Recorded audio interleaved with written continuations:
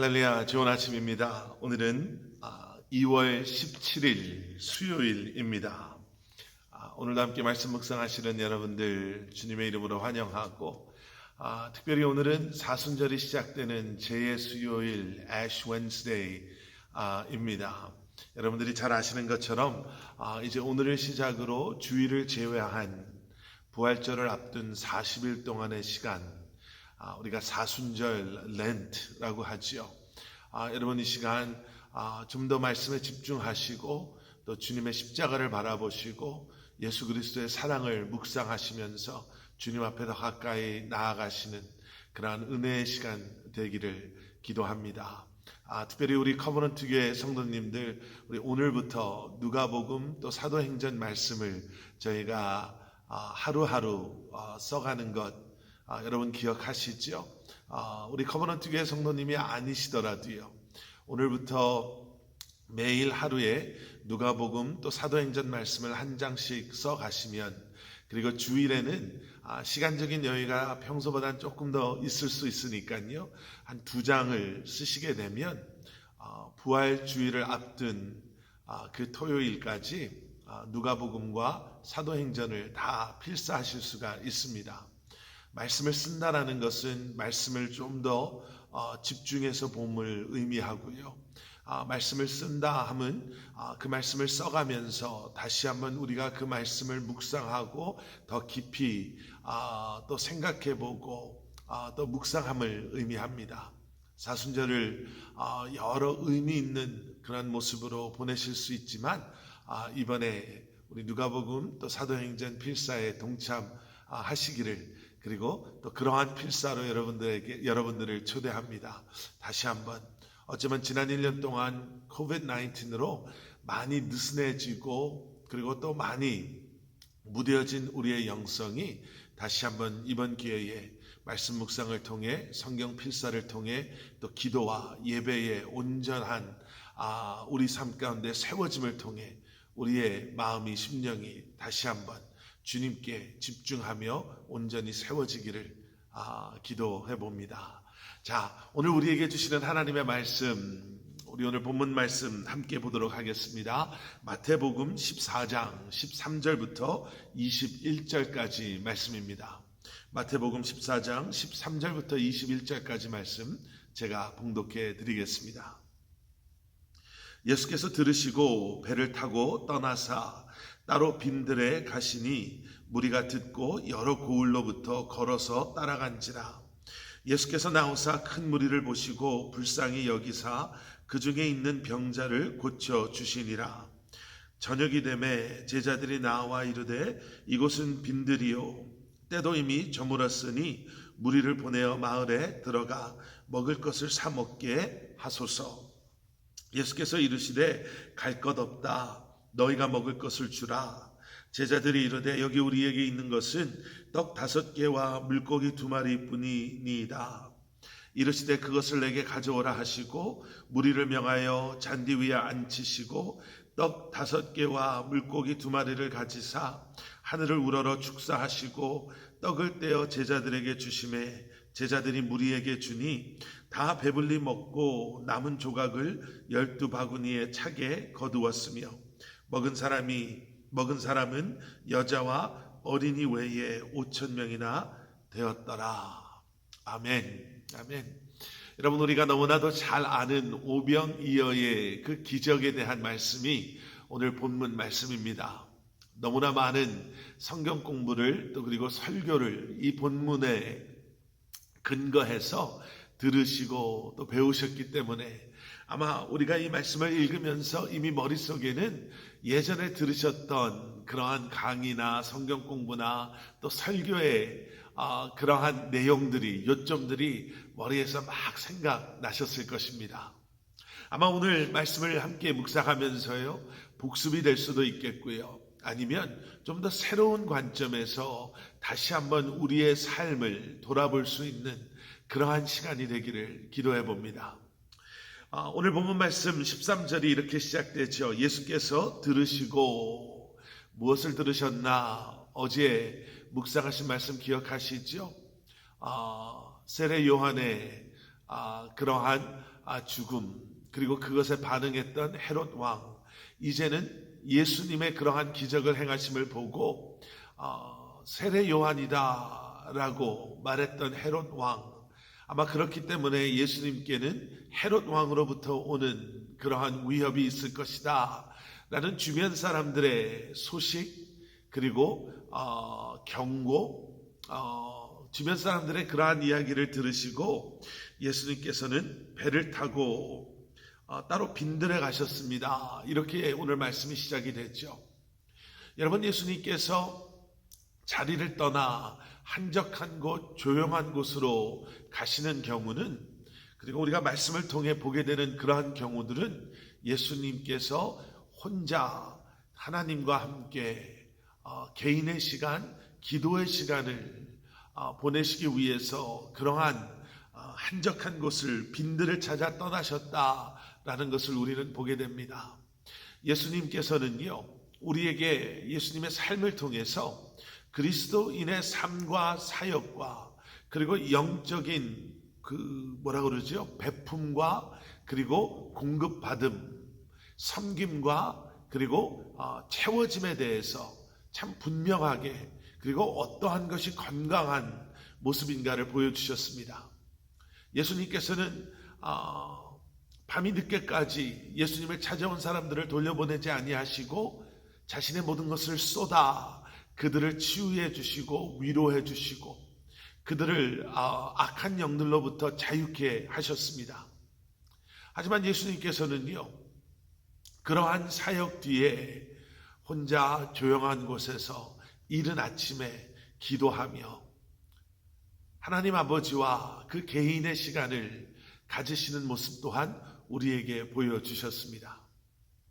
여러분, 건강하게 섬기기 위해서는요, 끊임없이 우로부터 우리에게 허락하시는, 공급해 주시는, 채워주시는 하나님의 은혜, 그 사랑, 여러분, 그것을 우리는 공급받고 경험해야 합니다.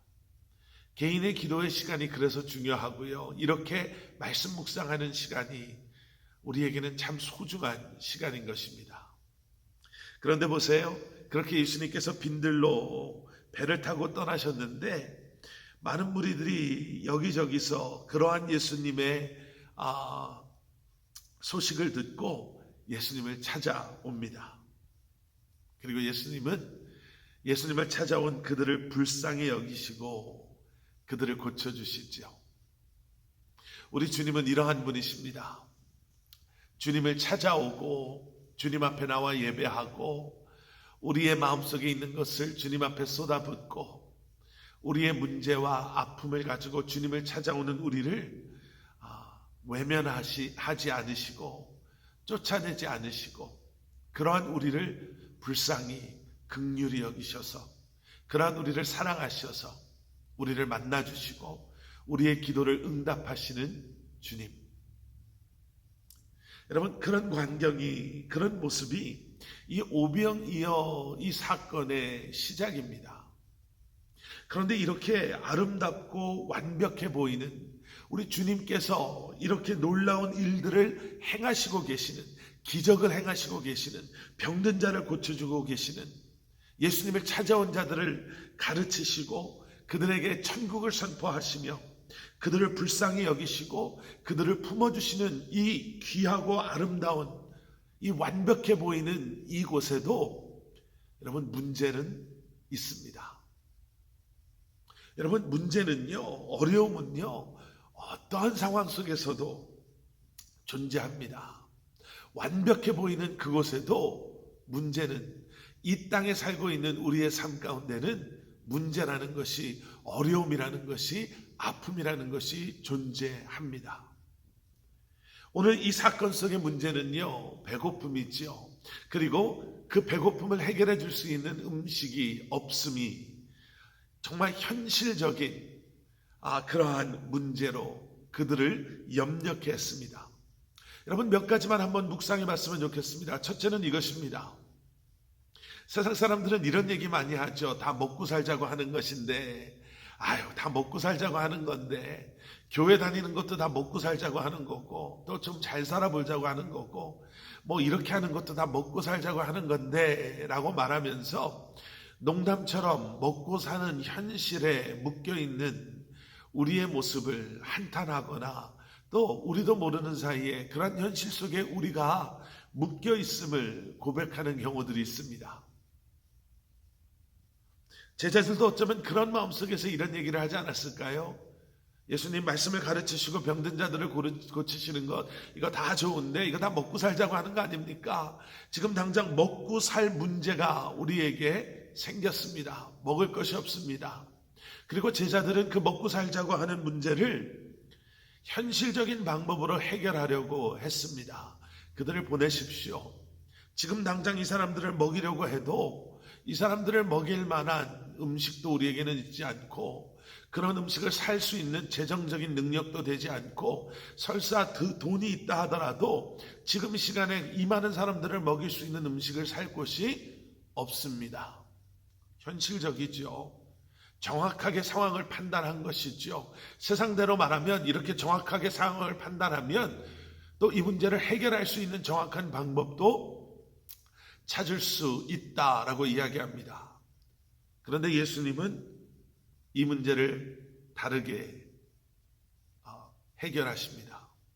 그리고 그 해결하심을 통해서 우리는 이 오병이어 사건 속에 우리가 기억해야 될 중요한 그러한 목적, 핵심을 발견하게 됩니다.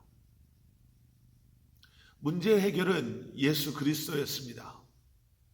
어쩌면 잘못된 의도로 예수님을 찾아왔지만 예수님을 찾아옴으로 말미암아 그리고 나름대로의 해결책을 가지고 예수님께 이야기하고 있지만 그래도 예수님께 문제를 말씀드림으로 말미암아 이 문제의 실마리는 풀리기 시작하고 문제는 이미 해결되어지기 시작했다라는 것을 우리는 기억해야 됩니다. 제가 우리 성도님들께 가끔 그런 말씀 드리지요. 우리 자녀들이 정말 힘든 상황에 있을 때 누구를 생각하고 누구를 찾아가고 누구에게 도움을 청하냐는 그 아이의 인생을 바꿀 수도 있습니다.